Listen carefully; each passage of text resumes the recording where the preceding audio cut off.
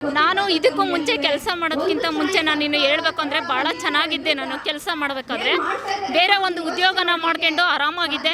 ಈ ಸರ್ಕಾರ ಸ್ವಚ್ಛವಾಹಿನಿ ಅಂತೇಳಿ ಸ್ಕೀಮ್ ತಂದು ನಮ್ಮನ್ನೆಲ್ಲ ಭಾಳ ಕೆಳಮಟ್ಟದಲ್ಲಿ ನೋಡ್ತಾ ಇದೆ. ನಮ್ಮದು ಸ್ವಚ್ಛವಾಹಿನಿ ಹೆಣ್ಮಕ್ಳೇ ಬರಬೇಕು, ಡ್ರೈವಿಂಗ್ ಮಾಡಬೇಕು ಅಂತೇಳಿ ಎಲ್ಲ ಡ್ರೈವಿಂಗ್ ಕಳಿಸಿದ್ರು.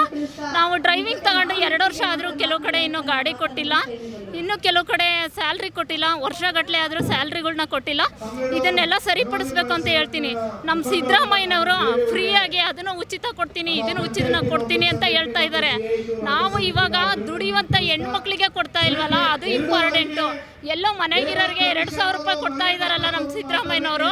ನಮ್ಮ ಕಷ್ಟ ಯಾಕೆ ನಮ್ಮ ಸಿದ್ದರಾಮಯ್ಯನವ್ರಿಗೆ ಅರ್ಥ ಆಗ್ತಾ ಇಲ್ಲ? ದಯವಿಟ್ಟು ಸಿದ್ದರಾಮಯ್ಯನವರೇ ನಮ್ಮ ಕಡೆ ಸ್ವಲ್ಪ ಗಮನ ಕೊಡ್ರಿ ಅಂತ ನಾನು ಕೇಳ್ಕೊತಾ ಇದ್ದೀನಿ.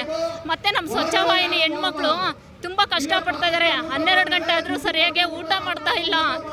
ಅವರಿಗೆ PDOಗಳದ್ದು ತುಂಬ ಕಿರುಕುಳ ಆಗ್ತಾ ಇದೆ.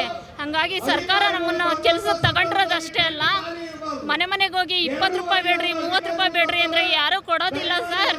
ನೀವು 15ನೇ ಹಣಕಾಸಿನಲ್ಲೇ ನಮಗೆ ಹಣ ಕೊಡಬೇಕು. 15,000 ವೇತನ ಜಾರಿ ಮಾಡಬೇಕು ಅಂತೇಳಿ ನಾನು ಸಿದ್ದರಾಮಯ್ಯನವರಲ್ಲಿ ಮನವಿ ಮಾಡ್ಕೊತಾ ಇದ್ದೀನಿ. ಇವಾಗ ಕೆಲವು ಕಡೆ 3,000 ಕೊಡ್ತಾ ಇದ್ದಾರೆ, 2,000 ಕೊಡ್ತಾ ಇದ್ದಾರೆ, 5,000 ಕೊಡ್ತಾ ಇದ್ದಾರೆ, 7,500ವರೆಗೂ ಕೊಡ್ತಾ ಇದ್ದಾರೆ. ಕೆಲವೊಂದು ಪಂಚಾಯತಿಲಿ 7,500 ಕೊಡ್ತಾ ಇದ್ದಾರೆ, ಕೆಲವೊಂದು ಪಂಚಾಯತಿಲಿ 3-4,000 ಕೊಡ್ತಾ ಇದ್ದಾರೆ. ಇದು ತುಂಬ ಅನ್ಯಾಯ ಆಗ್ತಾ ಇದೆ. ಹೇಳಿ ಮೇಡಮ್. ಸಾಕಾಗೋದಿಲ್ಲ ಮೇಡಮ್. ನಾವು ಫ್ಯಾಮಿಲಿ ಸಮೇತ ಇರೋದ್ರಿಂದ ಈ 2,500, 3,000, 5,000, 7,500 ಸಾಕಾಗೋದಿಲ್ಲ. ನಮಗೆ ನಿಗದಿತವಾಗಿ 15,000 ವೇತನ ಕೊಡಬೇಕು ಅಂತೇಳಿ ನಾನು ಸಿದ್ದರಾಮಯ್ಯರಲ್ಲಿ ಮನವಿ ಮಾಡ್ಕೊತಾ ಇದ್ದೀನಿ. ಹೌದೌದು, ತುಂಬ ಕಷ್ಟ ಆಗುತ್ತೆ. ನಾವು ಜೀವನ ಮಾಡೋದು ತುಂಬ ಕಷ್ಟ ಆಗ್ತಾ ಇದೆ. ಅದಕ್ಕೆ ನಾನು ಸರ್ಕಾರಕ್ಕೆ 15,000 ಜಾರಿ ಮಾಡಲೇಬೇಕು.